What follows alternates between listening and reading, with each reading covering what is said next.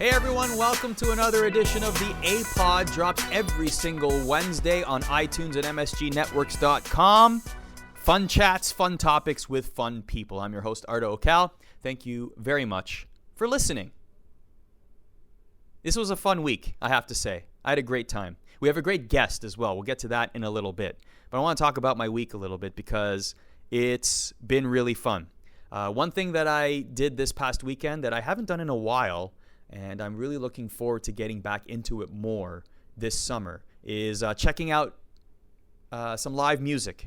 You may or may not know that I am a big metalhead. Love heavy music. The louder, the better. Huge fan. Love it. And Stray from the Path was a band that I just recently discovered. Had a chance to pick up their vinyl. I'm a big vinyl collector, love vinyl, and picked up their vinyl. It sounded amazing. The album that I picked up was Subliminal Criminals, and it starts with this excellent guitar effect. Sounds like a siren. I just love the way that the album starts. It just grips you right from the beginning, and it just kicks your butt the whole way through. It's just a great album, great adrenaline. I'm a big fan, and wish them continued success. And their guitarist, Thomas Williams, is a huge Rangers fan, to the point that he even has a Rangers-themed tattoo. And you should definitely check that out online. So shout out to the band members of Stray from the Path and their fans. If you happen to be listening to this and you've never heard them before, go and check them out. If you're a fan of metal like I am, you'll probably enjoy them. One of the things that I did, we talked about stand-up comedy last week on the show. My girlfriend Jen and I went to Garden of Laughs, which happened at the theater at Madison Square Garden. It was a fundraiser for Garden of Dreams, and pretty much it was the most loaded, stacked comedy show you could ever ask for, to the point where people that you would probably pay $100 at least each for to see them perform for 1 or 2 hours were doing 10 to 15 minute sets back to back. And when I mean heavyweights, I mean, here's the list: John Oliver, Leslie Jones, Bob Saget, Sebastian Maniscalco. Jerry Seinfeld showed up as a surprise. He was originally scheduled to be there, but had to drop out, and Bob Saget replaced him. Well, he showed up and did a set. Tracy Morgan and Chris Rock. Chris Rock had the best line, actually. He said, "We're all doing this so that we can secure our Knicks tickets for next season." Ha ha ha. And Steve Sciarippa of The Sopranos was the host, so he got things moving. And there were a lot, and I mean a lot, of celebrities that were introducing the comics. And they were literally on stage for maybe 15 to 30 seconds. And when I say celebrities, I mean people like Ben Stiller, Susan Sarandon, Spike Lee, Steve Buscemi, Michael Che, Clyde Frazier, our boy Clyde Frazier, Adam Graves, Justin Tuck, Matt Lauer, Katie Couric, and more. I'm missing a couple there. But they all came on stage and introduced the comedians. So it was a jam-packed night. Congratulations to Jill Martin, who won an award through Garden of Dreams. I know she's very heavily involved there with the Garden of Dreams organization, and I'm happy to say that we'll be doing a podcast together very soon, and I'm looking forward to it because she's had quite the career, and I look forward to diving deep into her journeys through broadcasting. Particularly for someone like me, it's very interesting to always hear some people's success stories in this industry, because it's a very difficult industry to navigate and to be successful in, particularly at that level of success. So I'm looking forward to that. I have to say, if I were to pick a comedian that I was impressed with the most, these are all comedians that I would go see separately, the ones that I mentioned: Oliver, Jones, Saget, Maniscalco, Seinfeld, Morgan, and Rock. All of them are heavyweight main event comedians. But the one that impressed me the most is Sebastian Maniscalco, because he was the one that we were talking about after the show was over. All of them were funny, don't get me wrong. Every single comedian made me laugh out loud at least once during their set. But Sebastian Maniscalco was the one that left the lasting impression.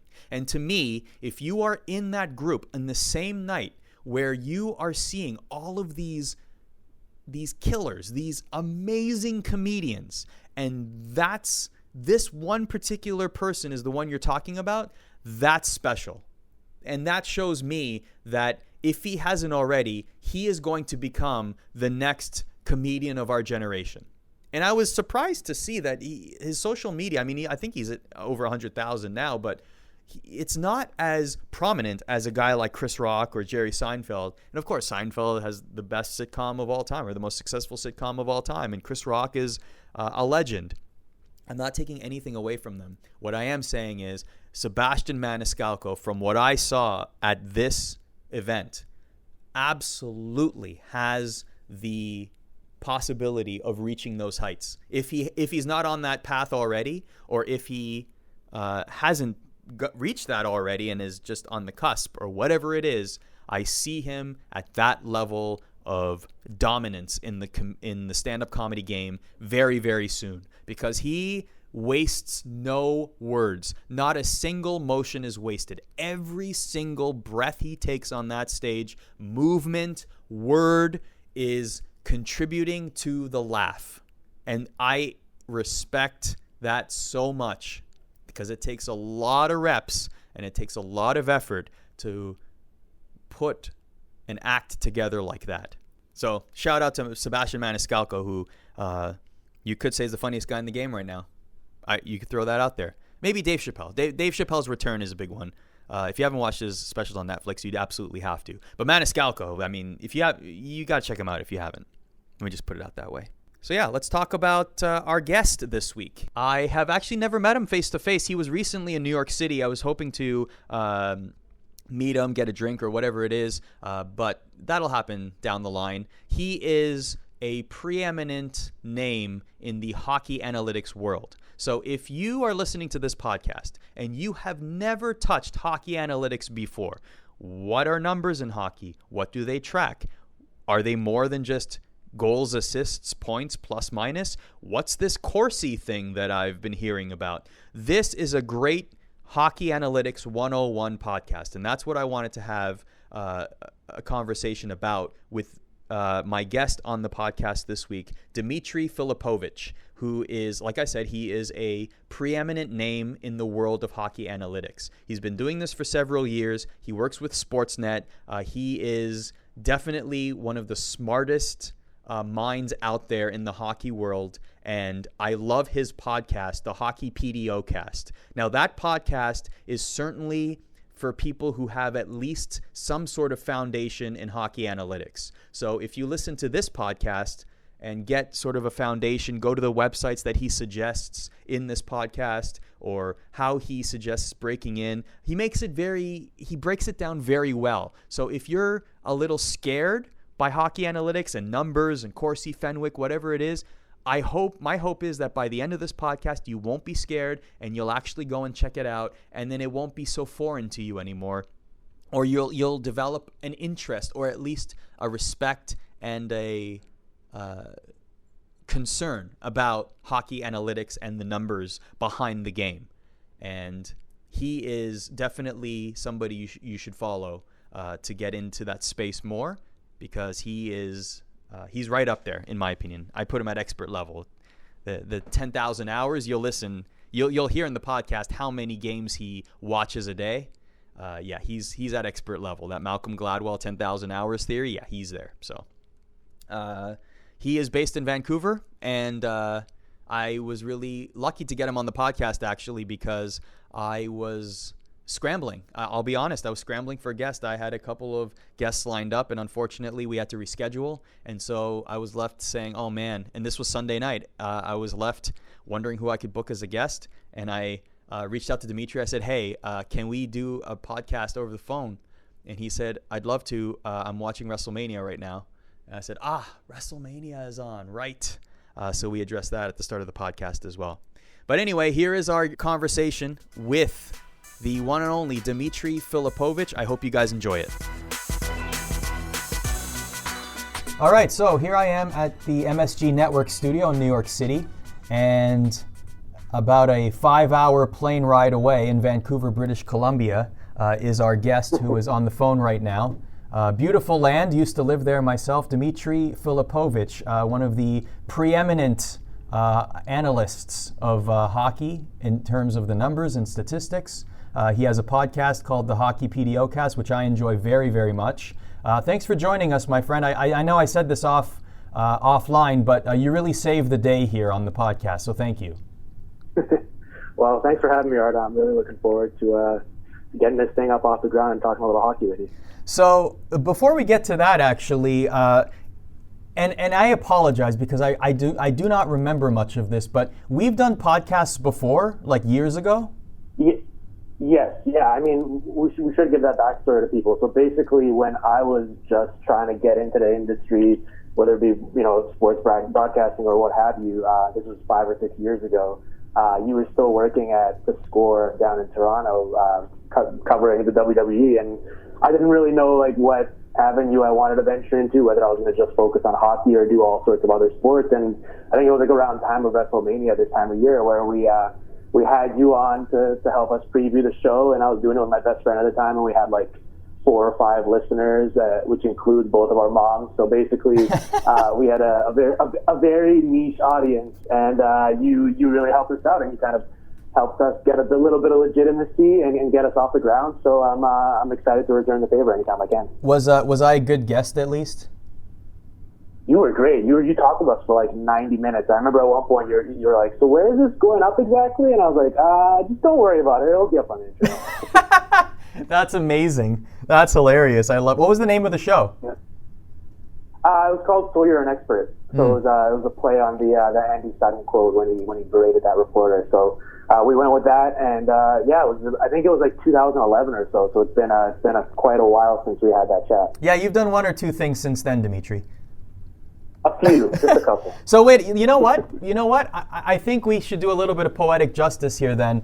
Since WrestleMania was last night and you did watch it and I didn't, why don't we turn the tables here? Why don't we start this podcast by you giving us your analysis? So now I'm asking you for the wrestling analysis. How was WrestleMania? It was a fun show, man. I mean, honestly, they're going way over the top now. It was 7 hours long or so, which was just absurd.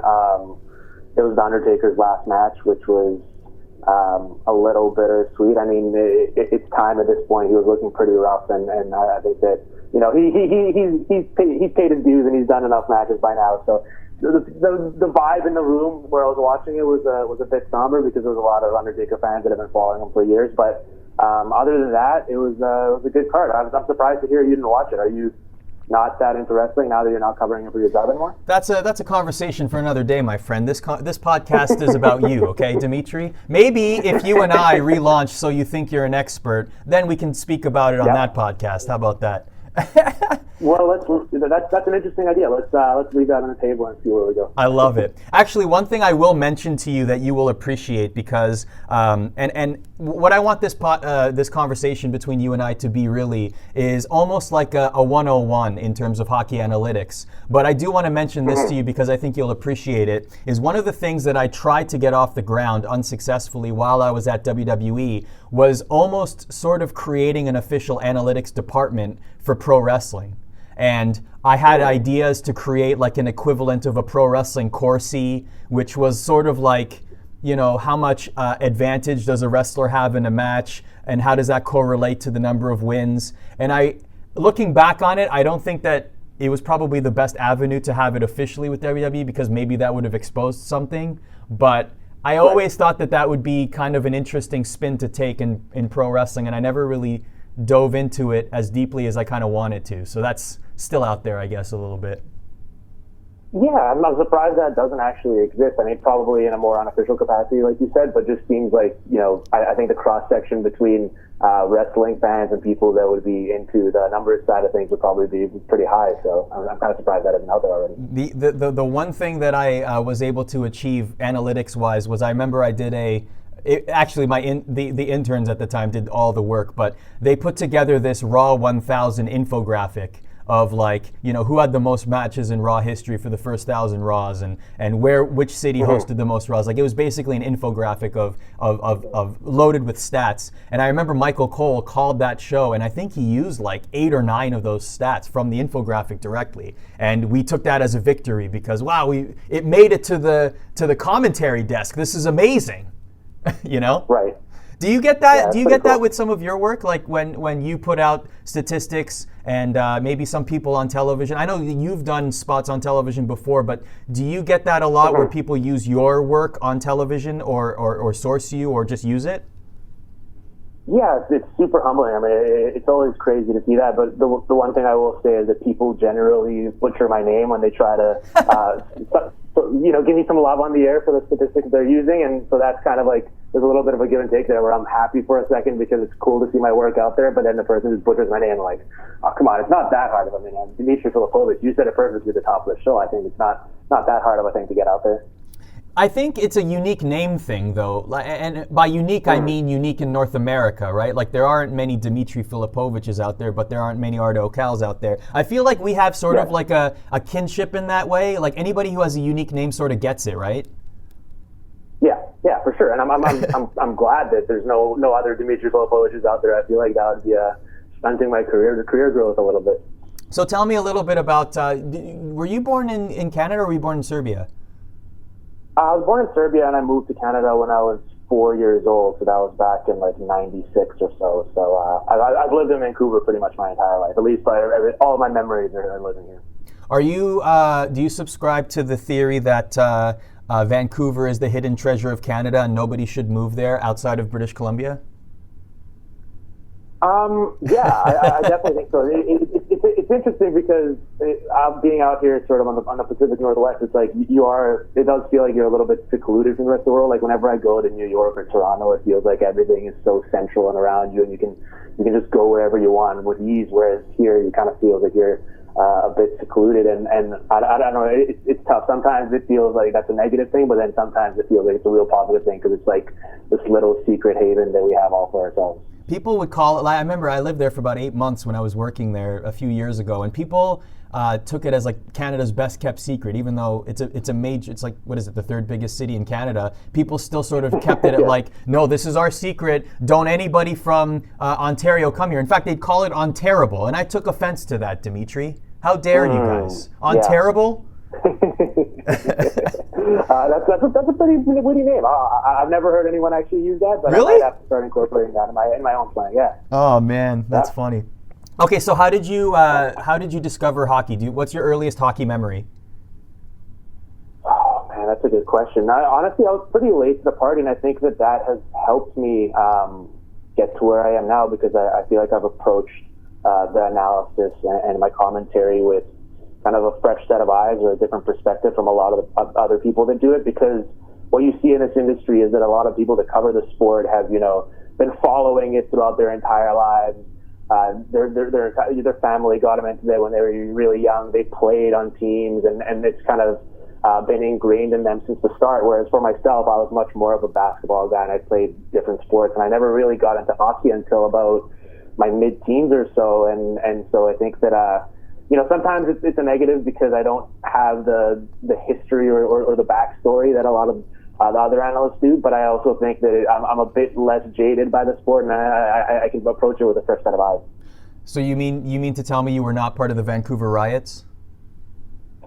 I was not. I was living here. It was actually it was all happening about a couple blocks away from where I was living at the time, and it was pretty hectic. But no, I was not part of it. So you were a basketball guy. Did you ever dive into basketball analytics, or were you just purely a fan, just watching it? Well, I was more of a fan watching it, honestly, because at the time when I was really passionate about it, this whole analytics movement and all of pro sports really hadn't started to materialize yet. So it was a bit of a simpler time. So when you got into hockey, was it Canucks related, or was there a certain player or a certain team that you sort of gravitated to? Yeah, when I was younger, my favorite player was Marcus Naslund, and the West Coast Express here with Bertuzzi and Morrison was really captivating, especially for a young fan to watch, just because the way they were playing was so different than pretty much anyone else out there. They were so dominant, and the Canucks didn't really have a lot of success at the time as a team. They were kind of on the way up, and then the Sedins came around, and I started to really appreciate how they played, and I always felt that nationally they didn't get nearly the type of attention and recognition they deserved. And then when I started getting into this industry, it was around 2011 during that Stanley Cup final run, and there was a lot of buzz here, and the entire city was just enthralled by the team. So it kind of made it made it easier for myself to get into it, just because you'd write something or you'd have some commentary on the team, and there was so much interest in it and such an appetite. So it was perfect timing in that regard, because the team was doing so well and I was getting really into it, and it all just came together that way. So how did you first get into the analytics portion of hockey then? So it was interesting, because I think even during that run when I just started getting into blogging, I still wasn't fully sold on it. I mean, I was willing to embrace it and thought it was interesting, but I wasn't, I'm not a math guy, I'm not a data science guy, I'm not a computer programmer, so it wasn't really kind of intuitive to me. I had to teach it to myself, and I think it was 2012 when the LA Kings beat the Canucks in the first round as an 8th seed, and they really just kind of had their way with them in that series. And I remember at the time everyone was picking the Canucks just because they were such a good regular season team, but there was this small little portion of the analytics community that was actually pegging the Kings as the favorite in that series and to make a deep run, just because ever since they traded for Jeff Carter at the deadline, they were one of the best 5-on-5 teams, and they were just dominating the puck possession game. And once I saw that, and it really kind of opened my eyes to the fact that there might be some more predictive value here and a better way to analyze and understand the game. And I remember that summer I really took a lot of time to try and do as much reading as I could on stuff people had been writing and trying to figure out what mattered and what didn't. And so it's been a long ride. I still think there's a lot of things that I have to learn, and then there's a crazy amount of smart people that are probably too smart to be wasting their time talking about hockey. They could be doing better, more important things with their lives. But it's fun, man. I think that here's the thing where I'm at with hockey analytics. I think that people mistake it because they think that it makes the game boring and you're just focused on looking at spreadsheets and you're not actually enjoying the product. And I think that that's really missing the point, because how I use the analytics portion of it is I look for trends and I look for things that I may not necessarily have noticed while watching the games, and then that kind of directs my attention next time I'm watching a team or a player. I go, is there a reason why the numbers suggest that they're much better or much worse than I thought they were? So it kind of helps. They work in unison, really, as opposed to having to pick one side or the other. We're going to dive deep into that in a second, but I just want to go back to something you said earlier about, not having a math degree or a stats degree and diving into this. When people come up to you and say, hey, I want to get into analytics, is that something you suggest to them, that they should go do something mathematics related, or do you feel like it's not really required to pick it up at all? Well, I don't think it's necessarily required. I mean, obviously it would help, and it would definitely, make the process smoother and the transition smoother, but at the same time, a lot of this stuff is so just superficial and kind of common sense. Like when you say something like corsi or Fenwick, you see a certain segment of the fan base, just their eyes just glaze over and they just think you're speaking gibberish. But really, they're just concepts that every traditional hockey person would kind of intuitively think of. You hear all these interviews with players or coaches when they're talking about how you want to get pucks deep and get pucks on net and do all this stuff. And that's really what we're just trying to kind of quantify and capture. So I think that as long as you're a fan of the game and you sort of understand it at even a superficial level, this stuff really isn't that challenging. It can be a bit scary to get into initially, but that's where I think people like myself can help bridge that gap, where you try to kind of spoon feed people with it and make it in a more approachable or palatable level. So corsi is really one of the biggest examples that people use when talking about hockey analytics. Not necessarily the stat itself, but that's almost like the poster boy stat, or has been in the past. Why is that the one that people always point to? Good question. I think it's just been around the longest, and I think that it is also the one that makes the most sense. Like all you're really capturing there is shot attempts, and as I just said, that's something that the hockey people have been glorifying and talking about for a long time. So it's nothing necessarily new. We just kind of put a name to it and started to try and quantify it or tinker it to make it a bit more nuanced right now.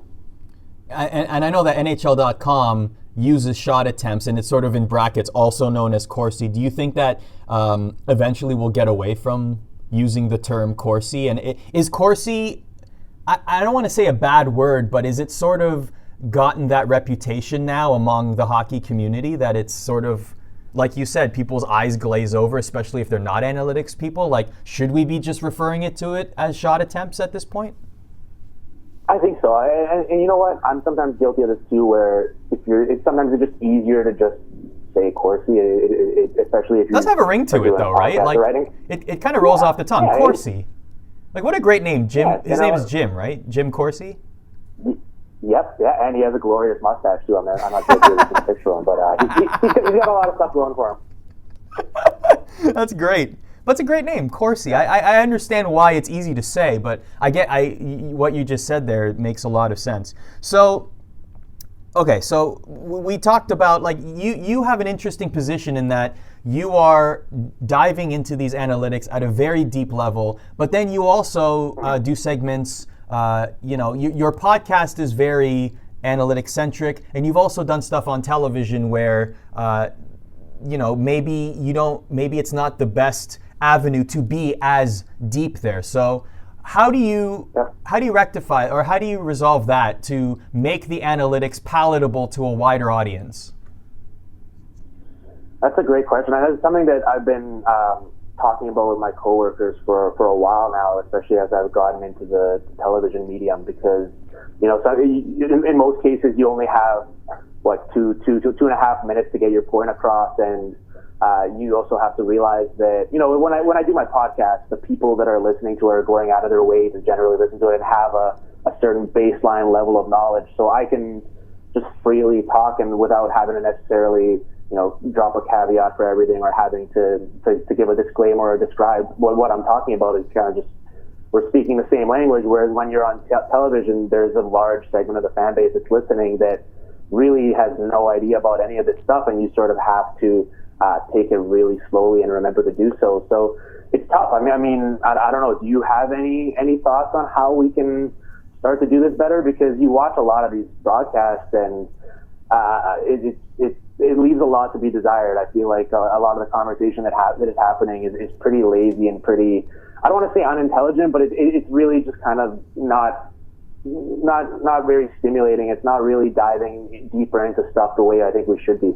Well, I'll give you one example. I remember I did a Devils-Capitals game in January, and a lot of people in analytics already know this, like the OV zone, as it's basically called, right? Like, Ovechkin usually shoots from the top of the circle. Everybody knows this. And I figured that instead of showing the statistics of what percentage of the time he's shooting from the top of the circle in his career, I took one of those heat maps from that website. We credited the site. I forget the name off the top of my head. But I figured if we showed that visually, people will relate to it and react to it more. And it got more of a pop, so to speak. It got more of a wow factor than if I had just read the percentages on the air. And I definitely stay away from using the official term. So I will say shot attempts as opposed to saying corsi. If I said something like, hey, Miles Wood has had a decent amount of shot attempts in this game, I won't say corsi, because I feel like, like going back to that whole thing, I feel like at this point, like those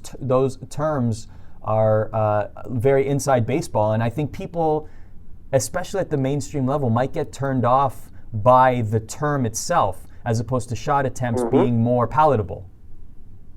Yep, yeah, and I think you're right there with the the visualization component of it, because a lot of people are visual learners, and it's much easier to sort of contextualize it and see, what the point you're trying to get across. So heat maps are huge. I think that also just maybe actually showing like comparisons between players to try and give context of why it's important what you're saying is also huge, as opposed to just throwing a bunch of numbers out there and having people's heads just go spinning around in circles because they have no idea what you're talking about.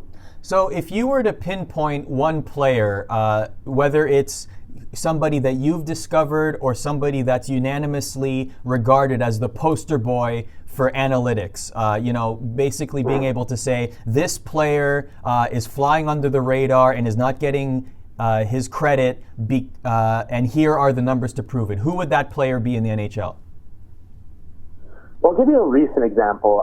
Someone who I was all in on was Victor Arvidsson. He's a forward on the Nashville Predators, and I remember in the preseason, my bosses wanted me to write a short little breakout article in terms of picking a few guys that I think could have big seasons that weren't on the mainstream radar yet. And he was a guy that I was really finding myself gravitating towards, because last season he was playing third, fourth line minutes for the Predators because they were a really good deep team. So he wasn't playing with the top guys, but whenever he was on the ice, it seemed like something was happening, and you could see that in his numbers, because in terms of individual shot attempts, he was right up there with guys like Alex Ovechkin and Max Pacioretty, and he really kind of caught my eye, because I was wondering, well, if this guy could all of a sudden start getting more opportunities, and if his coach gave him some more leeway to play with better players and play more minutes, he could really get some stuff done here. And this year, I mean, he's broken out to, he's going to score like 30-something goals. He's one of Nashville's best players, most productive guys, and he's a guy that I remember really planting my flag on, kind of talking up in the preseason, and he's really exploded. And I wouldn't have really known that without kind of looking deeper at the numbers and looking at how his 5-on-5 numbers are generating. I know on your podcast you've also mentioned, like, I know Crosby passes the eyeball test. Like, he's definitely nobody's disputing that he's one of the, if not the best, one of the best players in the league. But the analytics back that up too. And I think Patrice Bergeron's another example, right? Yeah, I mean, Patrice Bergeron he's an interesting guy, because he's sort of in that perfect, like, he's in the middle of that Venn diagram with the eye test and the analytics, where, you know, he plays down the middle. He plays this really strong two-way game. He's always a Selke favorite or the Selke winner. And so people that just purely watch the game or are more old school can appreciate the defensive value he brings to the table, the fact that he's one of the league's best face-off guys, just the type of gritty game he plays. But he's also been one of these guys that has been the analytics poster child, because whenever he's on the ice, the Bruins have the puck, and their shot attempt numbers are just off the charts with him and Marchand out there. So he's a perfect guy, because you can kind of show people, like, it's not necessarily one or the other. A lot of the time, these two things kind of match up and really just match up, I guess. So you currently work with Sportsnet in Canada? Mm-hmm. Yes, that's right. Cool. And you're doing what's your role there? You do stuff online for them, do stuff on TV? But yeah, so I do generally 2 podcasts a week, although there's a lot of, you know, creative freedom there. If it's a busy week, I can do a couple more. If it's pretty quiet as it is right now, leading up to the playoffs, I can tone it down and maybe do 1 or 0. And then I try to do about an article a week, but it's tough, because for these articles, I like to, you know, crunch more numbers and kind of put a big data set together. So that takes time. So sometimes I'd like to write more frequently than I do, but there's a lot of legwork that goes into actually assembling the stuff before I can even get around to putting pen on paper. And have you worked with an NHL team? I did, yes. A few years ago, while I was still in school, I got to do 1 season with a team I unfortunately can't name right now, but it was a little bit more of a sort of on the side consulting thing, where they had me looking into a few more big picture projects and trying to just be another set of eyes for them. So it was a really cool experience. That's something that I'd definitely be open to doing in the future. But right now I'm enjoying being in the media and just doing the stuff that I mentioned earlier. Was it the Cleveland Barons? I cannot confirm or deny, but yeah, I think you're on the right track there. Cannot confirm or deny the Cleveland Barons being the NHL team that you worked for. Okay, I have a lot more 101 type questions here about analytics. This is a great conversation. I hope our listeners are really enjoying this. I'm sure that they are. So if somebody came to you and said, where do I start? I know nothing about analytics. Mm-hmm. Today, in 2017, where should I start with hockey analytics? What would you tell them? I would say listen to the Hockey PDOcast and read Dimitri Filipovic's articles online. Ha-ha! Well played, sir. Well played. Regressing to the mean since 2015. Yes. No, I think that there's a lot of stuff out there. I mean, honestly, if you just Google, you know, corsi or Fenwick or hockey analytics, there's a lot of good articles there. I'd recommend that everyone checks out pretty much everything Eric Tulsky has written.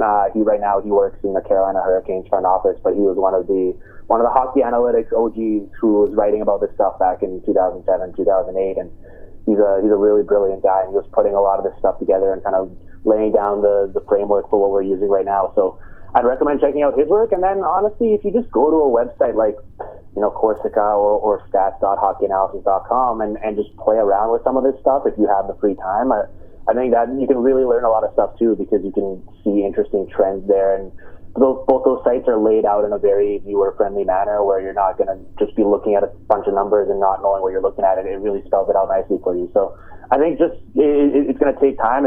There isn't just, you know, one article you can read and all of a sudden you're going to know everything you need to know, but it's not also as daunting as it may seem on the surface. Is there any, like, I know that if anybody who's completely new were to go to those websites, they'd see a bunch of tables and a bunch of options, drop-down menus, and they may get a little intimidated. Are there any statistics in particular that you would suggest people learn first? Yeah, well, as you mentioned earlier, I think corsi is always going to be the one that gets all the attention, and deservedly so, just because of what we know in terms of its predictive value and how important it is in sort of capturing both a team and a player's individual performance. So I think just understanding the shot metrics is a good start. And then honestly, once you get that down, you start looking into stuff like PDO, for example. And we still need a much better name for that, because PDO, for people that don't know, is just basically you combine shooting percentage and save percentage, and they should come out to a clean number. And if a team is over the top or well below, then we say they're lucky or they're unlucky. They'll eventually regress back to that mean, and that's something that you can really look at to determine whether a performance is sustainable or whether it's about to come crashing back down to earth. So once you get the shot metrics down, then you can start looking into a bit more nuanced stuff like that and go from there. You mentioned a gentleman who works for the Carolina Hurricanes. I know there are many teams in the league, the Leafs included, the Panthers, another great example, that have really doubled down, have gone all in on analytics. And I'm wondering, where do you think the NHL, particularly officially, will go with hockey analytics in the future? Do you foresee a situation where every front office will make the majority of their major decisions based on the analytics that are presented to them at some point in the future? Absolutely. There's no doubt in my mind. I'm not sure how far away that is. I'd like to think it'll be sooner rather than later. But I mean, if you just look at, if you learn from past history and you look at other sports as examples, people were having these same discussions in football and basketball and even in baseball. In baseball, it might have been 10 to 15 years ago, but people at the time were saying, what's the point of this stuff? You can't capture the emotion that's in the game and the personalities, and the game is too dynamic and all these things. And eventually you come to realize that while it's still an imperfect science and it's not necessarily going to tell you everything, it can give you a competitive advantage. It can help you learn stuff that you may not have otherwise known just by purely watching as many games as you could. So I think that, we've seen a massive changes in the hockey landscape in the past 3-4 years. I think that within 5 years even, you're going to see pretty much every team have a full staff. And obviously, some teams might be more into it than others, and a lot of it has to do with financing and having enough capital to actually bring on a legitimate staff, as opposed to just bringing on one person so that you can pretend that you can sell to your fan base that you're all in on analytics. But I think that within let's say 10 years conservatively, I think that hockey analytics is going to be pretty much pervasive throughout the entire league.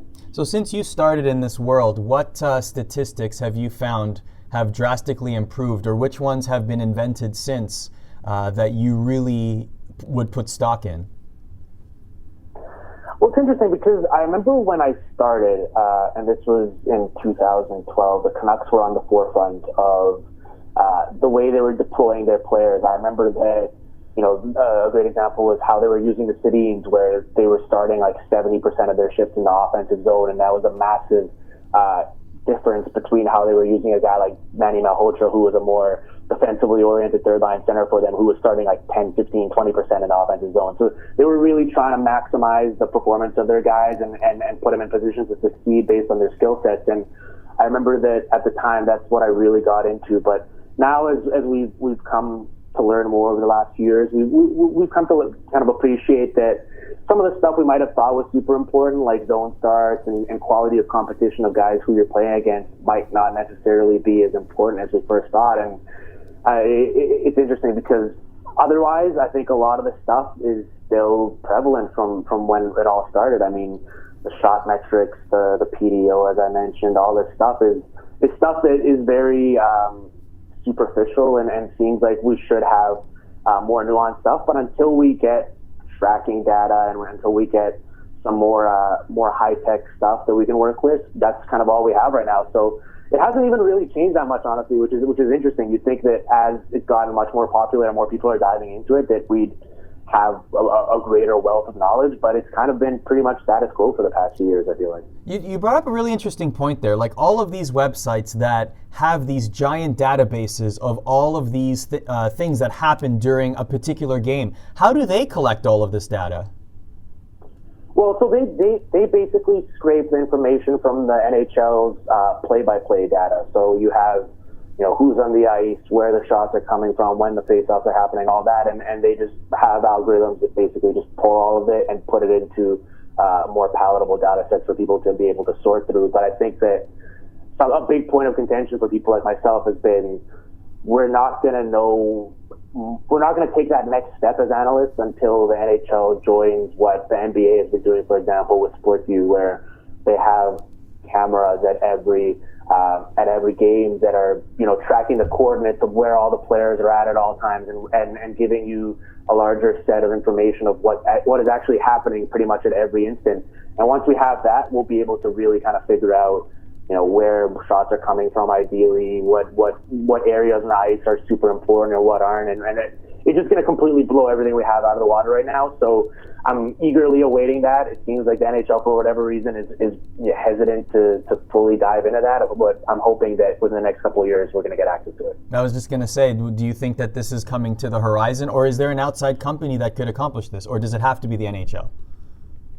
Well, so we have a good example is it's a Montreal-based company. It's called SportLogic, and I know that they're working with a few television networks and a few NHL teams, and they're providing some of this information. Unfortunately, because it's proprietary at this point, it's locked up behind their black box. That we don't have access to it, so we can't use it and test it and see what's actually predictive and what's descriptive and what matters and what doesn't. So that's kind of frustrating, but I think that the NHL will probably eventually have to just say, you know what, it's going to be an expensive endeavor, but it'll be worth it because it's going to really take our product to the next level and make it more marketable and more appealing to casual fans.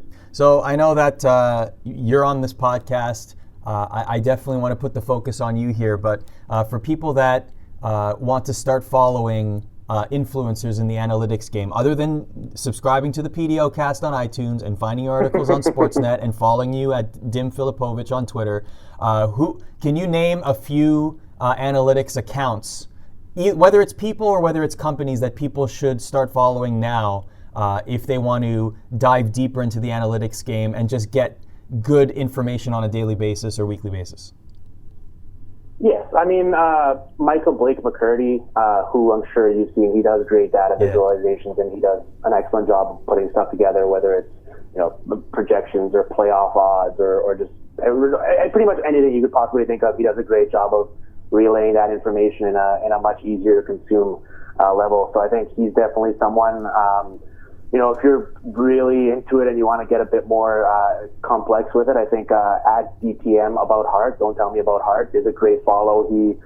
I know he's been working on creating an equivalent to, how baseball has their wins above replacement model, which can kind of help quantify how valuable a player is to a team. He's been trying to get that going in hockey and create an equivalent there. So he's someone who's great. But other than that, I mean, honestly, I feel bad listing guys because there's 50 different people I can name, and I just feel bad leaving some of them out. So I think just starting with a couple of those guys there, or maybe even just following myself, because I'm going to be retweeting people and sharing work and trying to put a spotlight on some of these guys that are doing great work. How very humble Canadian of you, Dimitri.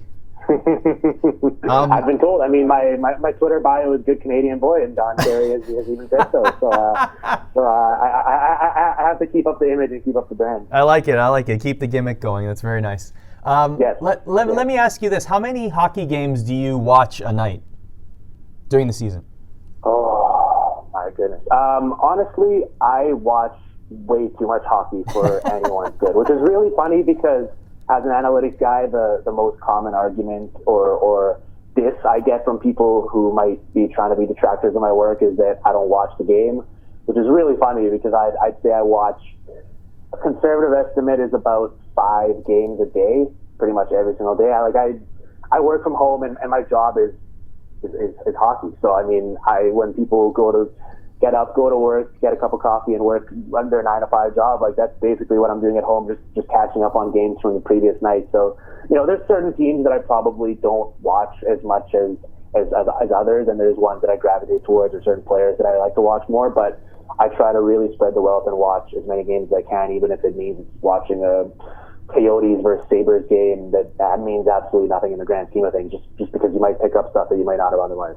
Now, when I watch games on television versus watching them, say, from press row on top of the arena, I almost prefer being in the arena, seeing the entire sheet of ice in front of me. Has your perspective changed about watching hockey, whether it's broadcast or different camera angles or even live, since you got into analytics?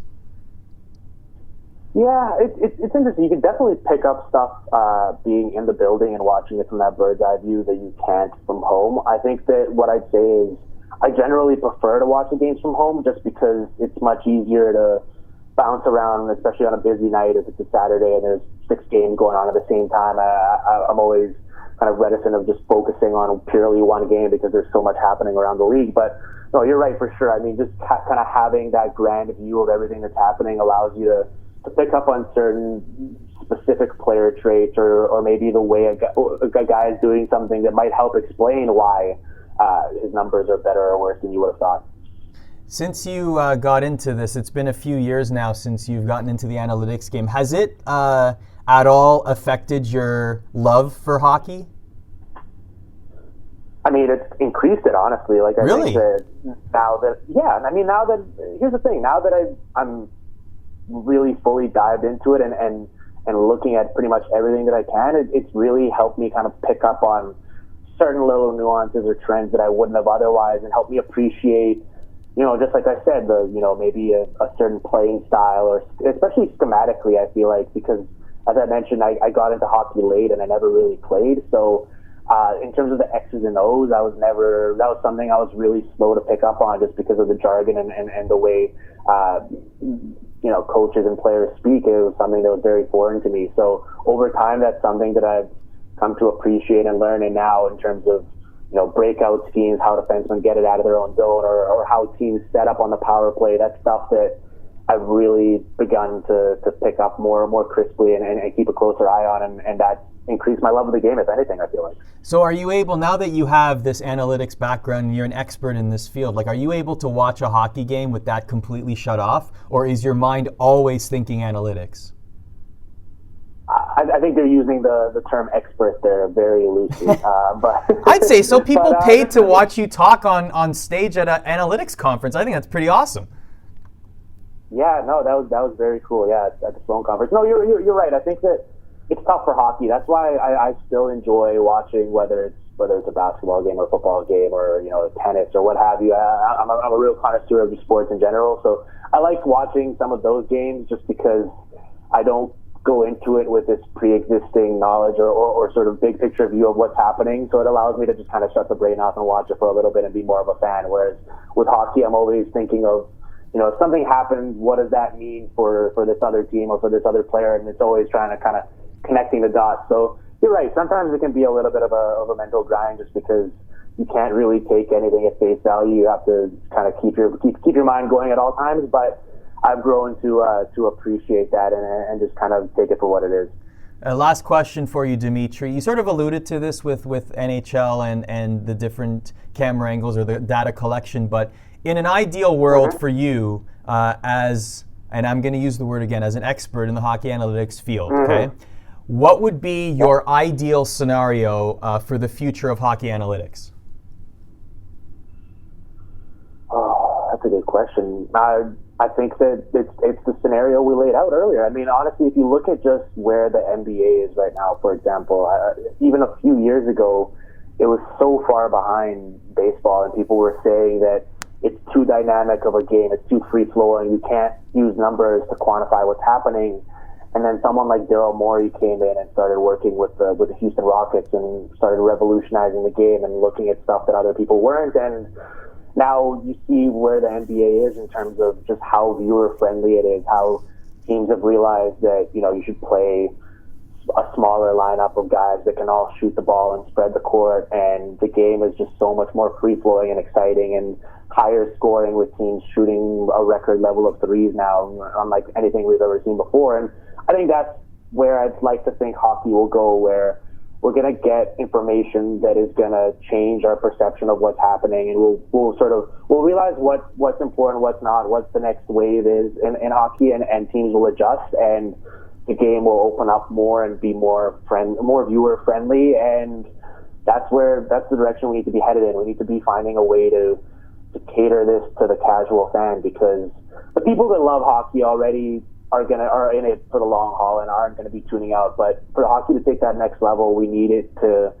be more marketable and more aesthetically pleasing. And I think that hopefully some of the technological advances that we're going to have in the next few years will kind of help expedite that process. Actually, I thought of a couple follow-up questions as you were. Fascinating stuff. It's really interesting. We got all day here. All day. Can you imagine the 8-hour podcast? 8 hours later, you're like, any other questions, man? We might as well start getting to, so you think you're an expert at this point. In terms of hockey, where hockey analytics is compared to the other sports, whether it's the major sports in North America or just major sports around the world, where would you put the level that hockey analytics is at versus other sports? It's way behind still. It's still in the super early stages. I think that obviously baseball is on the forefront, and understandably so. I mean, it definitely is a much easier sport to quantify just because it's so many one-on-one interactions where you can really just break it down in a vacuum, and you can't really do that for hockey. I think that basketball is right behind it, and then football is somewhere in between, and hockey is pretty much bringing up the interior. Okay. And have we reached, I know that you mentioned there earlier about other sports like basketball where analytics have really shifted paradigms. And maybe we haven't necessarily seen that in the NHL or in hockey yet. Has that happened? Have analytics at any point in the history of the NHL or hockey created a change or a paradigm shift thus far, or is it close?